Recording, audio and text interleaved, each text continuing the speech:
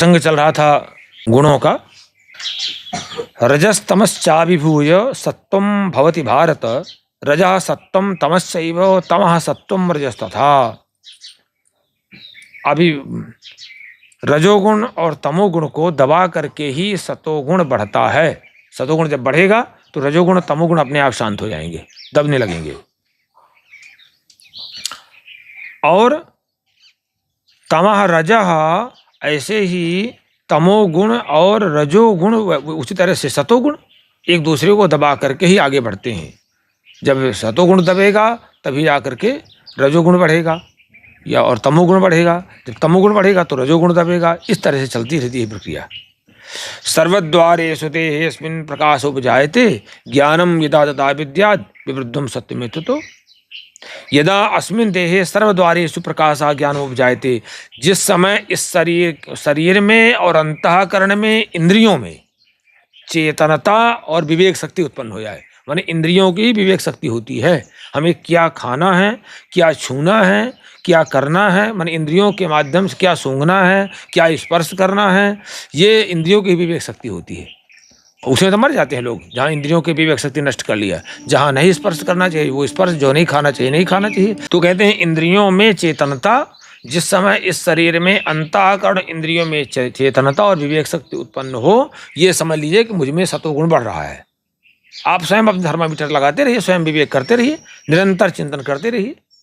लोभा प्रवृत्तिरारंभा कर्मणाम अस्मत्प्रिया, रजस्ये तानि जायन्ते विवृद्धे भरतर्षभ।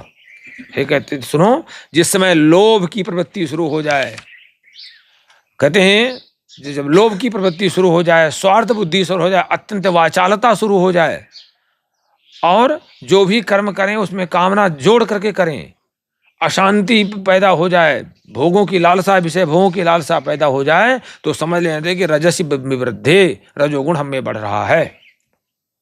और उसको शांत करने का उपाय करिए। सत्वात् संजायते ज्ञानम, रजसो लोभ एव च, प्रमाद मोह तमसो भवतो ज्ञानमेव च। सतोगुण जैसे आप में बढ़ेगा, आप में परिवर्तन आना शुरू हो जाएगा। आपका मन, आपकी चित्तवृत्तियाँ, आपकी वृत्तियाँ ज्ञान की ओर जाएंगी, ज्ञान प्राप्ति की ओर, ज्ञान उत्पन्न होने लगता है। रजोगुण रजसा एव लोभः, जैसे रजोगुण पैदा होगा तो आप में असंतोष पैदा हो जाएगा। जितना है मेरे पास वो पर्याप्त नहीं है, वो एकदम लोभ की वृत्ति शुरू हो जाएगी। शरीर जितना है मेरा वो पर्याप्त नहीं है। तो भगवान कहते हैं रजसा एव लोभः, जैसे ही रजोगुण आप में, जितना रजोगुण बढ़े रहेगा तो निसंदेह, एव शब्द लगाए, निसंदेह रूप से, निश्चित रूप से आप में असंतोष पैदा होगा, अशांति पैदा होगी। आपको जो चीज़ है, आपका घर, आपका परिवार, आपकी स्त्री, आपके पुत्र, आपके मकान, आपका धन, आप सब आपको कम दिखाई पड़ेगा, दूसरे का बहुत अच्छा लगेगा, ये असंतोष रहेगा। और तमसा प्रमाद मोह, आपकी नौकरी, आपको सब कुछ आपको कम लगेगा। और तमसा प्रमाद मोह, तमोगुण जैसी वृत्ति बढ़ेगी तो प्रमाद और मोह शुरू हो जाएगा। प्रमाद मतलब व्यर्थ की चेष्टाएं, जिनका जीवन में कोई उपयोग नहीं, जीवन की उन्नति में, वो आप वो कार्य करेंगे, वो एक्टिविटी करेंगे, चाहे काम के वशीभूत करें, चाहे क्रोध के वशीभूत करें, चाहे लोभ के वशीभूत करें, चाहे मोह के वशीभूत करें, करेंगे वही काम आप, जो जीवन में कोई उसका उपयोग नहीं है, न लोक कल्याण में उपयोग है, बल्कि आपकी हानि जरूर है उससे। तो प्रमाद और मोह उत्पन्न होते हैं तमोगुण के कारण से। और अज्ञानम, और अज्ञान भी उत्पन्न होता है। तो उसका परिणाम क्या होता है समझिए। ऊर्ध्वं गच्छन्ति सत्त्वस्था, मध्ये तिष्ठन्ति राजसाः, जघन्य गुण वृत्तिस्था, अधो गच्छन्ति तामसाः। अगर आपको उन्नति करना है, ऊंचाई में जाना है, अपनी चेतना के स्तर से उन्नत करना है, अपने आप को और आगे बढ़ना है, आपको हर तरह से आगे बढ़ना, तो सतोगुण को अपनाइए। क्योंकि ऊर्ध्वं गच्छन्ति सत्त्वस्था, सतोगुण में स्थित लोग जो है ऊपर की ओर जाते हैं, हमेशा उन्नति की ओर, ऊंचाई की ओर बढ़ते ही जाएंगे। और मध्य तिष्ठन्ति राजसाः, जो रजोगुण का अपना के लोग चलेंगे, वो दोलन ऐसे करते रहेंगे, बस न ऊपर के रहेंगे न नीचे के रहेंगे, कहीं के नहीं रहते वो, न मरते हैं न जीते हैं। बीच में देखिए डिप्रेशन वालों को, वो कहते हैं न मरते हैं न जीते हैं। मध्य तिष्ठ, और जघन्य गुण वृत्ति स्था, अधो गच्छन्ति तामसाः, जो तमोगुण वृत्ति वाले व्यक्ति होंगे, अगर वो जघन्य वृत्ति है, उसमें आत्महत्या, अपने आप को पतन में लाने की वृत्ति है। जघन्य वृत्ति कहते हैं अपने आप में पतन को लाना, अपने आप को नाश करना। अगर जघन्य गुण वृत्ति है तो मान लो वो तमोगुण में व्याप्त है, वो वही कर रहा है, वो ही फल भोग रहा है। तो भगवान कहते हैं नान्यम, अभी जो इसने लड़के ने श्लोक बताया वही चीज़ है। नान्यम गुणेभ्यः कर्तारम यदा दृष्टानुपश्यति गुणेभ्यश्च परम वेति मद्भावं सोऽधि गच्छति। जिस समय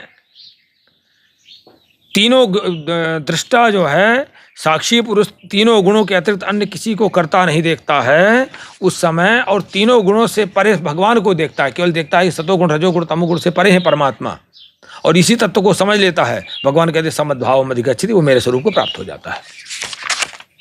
जो दृष्टा है, जो आपके अंदर आत्मा है, जो साक्षी पुरुष है, वो केवल यही देखता रहता है कि नहीं जो कुछ हो रहा है, कोई कलह मचा है सुन लो कि तमोगुण है, आप तो उसको चले छोड़ दो, वो अपने आप सब करेगा। इन तीनों गुणों, जब जिस समय जो साक्षी पुरुष है वो तीनों गुणों का अतिरिक्त अन्य किसी को करता देखता ही नहीं है, तो और क्या करता है, गुणेभ्यः परम वेत्ति, और तीनों गुणों से परे जो है परमात्मा को जानता है, उसी समय भगवान कहते हैं मेरे स्वरूप को प्राप्त होने लगता है। बस कितना सरल मार्ग है। अब दुखों से छुटकारा की बात कर रहे हैं कि दुखों से छुटकारा कैसे मिले, बड़ा अच्छा फार्मूला बता रहे हैं भगवान अर्जुन को। गुणानेतानतीत्य त्रीन देही देह समुद्भवान जन्म मृत्यु जरा दुखैर विमुक्तो मृत मसनुते। तीनों गुणों का वर्णन बता ही दिया। रजोगुण की स्थिति ये होती है, तमोगुण की स्थिति ये होती है, रजोगुण सदोगुण की स्थिति ये होती है। रजोगुण में आपको रजोगुण आने पर शोक, दुख, तृष्णा, लालसा, स्पृहा, बेचैनी, असंतोष, घबराहट, ये सारी चीज़ें, रोग ये आना शुरू हो जाएगा। तमोगुण आने पर प्रमाद, निद्रा, आलस आना शुरू हो जाएगा, फिर इसके बाद फिर रोग शुरू हो जाएंगे, परेशानी तो होगी। सतोगुण पर प्रकाश और ज्ञान की प्राप्ति होने लगती है। तो कहते हैं अगर दुख से मुक्त होना है, लेकिन उसमें भी एक ज्ञान का अहंकार पैदा होने लगता है, तो भगवान कहते हैं गुणान एतान त्रीन देही देह समुद्भवान, ये रजोगुण तमोगुण सतोगुण ही ये तीनों गुणों ही शरीर की उत्पत्ति में कारण होते हैं। अब एतान तीन गुणान्वित, इन तीनों गुणों का उल्लंघन करके ही, तीनों गुणों से ऊपर उठ करके ही, न हमको रजोगुण से प्रभावित होना है, काम तो करना है, रजोगुण के बिना एक्टिविटी नहीं हो सकती, लेकिन उसमें लिप्त नहीं होना है। तो कहते हैं कि भगवान के तीनों गुणों को से ऊपर जा करके ही, ऊपर उठ करके ही व्यक्ति दुखैर मुक्तः, दुख से, सभी प्रकार के दुखों से मुक्त हो जाता है। चाहे जन्म की बात हो, चाहे बुढ़ापा की बात हो, चाहे मृत्यु की बात हो, चाहे बीमारी की बात हो, सभी प्रकार के कष्टों से मुक्त हो सकता है और अमृतम अश्नुते परम आनंद को प्राप्त कर लेता है। अब अर्जुन ने पूछ लिया कि महाराज कैर्लिंगै स्त्रीन गुणान एतानति तो भवति प्रभो किमाचारा कथम चैतान स्त्रीन गुणान अतिवर्तते। वाह, कहते हैं इन तीनों गुणों से परे हम कैसे समझ लेंगे कि ये रजोगुण तमोगुण से लिप्त नहीं है। इनसे ऐसे व्यक्ति के लक्षण क्या क्या होते हैं, उसका किमाचारा, उसका आचरण कैसा होता है, कैसे हम पहचान लेंगे, और उपाय क्या है। एतान त्रीन गुणान अतिवर्ते, इन तीनों गुणों से ऊपर जाने का रास्ता क्या है, क्या मार्ग है, उपाय क्या है। तो कितना अच्छा बताते हैं, प्रकाशम च प्रवृत्तिम च मोहमेव च पांडव न द्वेष्टि संप्रवृत्तानि न निवृत्तानि कांक्षति। कहते हैं कि जिस समय जो सतो गुण का जो कार्य है प्रकाश ज्ञान, जो प्रकाश ज्ञान ये जो है इंद्रिय अंतःकरण में आलस्य का अभाव, ये जो विशेष तरह की चेतना है, ये सतोगुण से प्राप्त होती है। तो अगर उसमें हम देख लें कि इसमें विशेष तरह की चेतना है, एक बिल्कुल पंचुअल है, हर चीज़ में नियमबद्ध है, बिल्कुल ये ज्ञान के मार्ग में चल रहा है, हमें विवेक के मार्ग में चल रहा है, एकदम फिट है। तो भगवान कहते हैं कि अर्जुन जिस समय उसमें प्रकाश आ जाए, चेतना आ जाए, विवेक आ जाए, विवेक किसे कहते हैं, विवेचना करने की शक्ति को विवेक कहते हैं कि ये क्या सही है क्या गलत है, क्या मेरे लिए हितकर है क्या मेरे लिए अहितकर है। इसी तरह से रजोगुण के कार्य, जो प्रवृत्ति, जो एक्टिविटी है, जो बेचैनी है, घबराहट है, लालसा है, एकदम लालसा है, सुख की लालसा है, एकदम बेचैन है हम सुख प्राप्ति के लिए, तो समझ लीजिए कि इसमें रजोगुण भरा हुआ है। और जो मोह माने अज्ञान, निद्रा, आलस्य, ये सारी चीज़ें हैं, तो समझ लीजिए कि तमोगुण है। लेकिन कहते हैं इनके प्रति न तो संप्रवृत्ता है दुष्ट, इनके प्रवृत्त होने पर न तो द्वेष करता है, इनसे सहज भाव में बना रहता है। इनका आगमन हुआ आपके इसमें तो भी सचेत रहेगा, सावधान मतलब समत्व भाव में बना रहेगा, तो ना तो उनसे द्वेष करता है और न निवृत्त होने पर उनकी आकांक्षा करता है कि सुख समाप्त हो गया तो फिर से सुख की इच्छा करे। उदासीन वदासीन गुणैर्यो न विचालते गुणा वर्तन्ते इत्येव यो तिष्ठति नेंगते। जो व्यक्ति कहते हैं साक्षी भाव से, एकदम साक्षी भाव से देखता हुआ, साक्षी भाव से स्थिर होता हुआ, गुणों के द्वारा विचलित नहीं होता। रजोगुण का वेग आने पर न तो उसमें बेचैनी आती, तमोगुण का वेग आने पर न उसे प्रमाद आलस्य निद्रा आता, उसमें आसक्ति नहीं होती, सतोगुण आने पर न तो ज्ञान का अहंकार आता।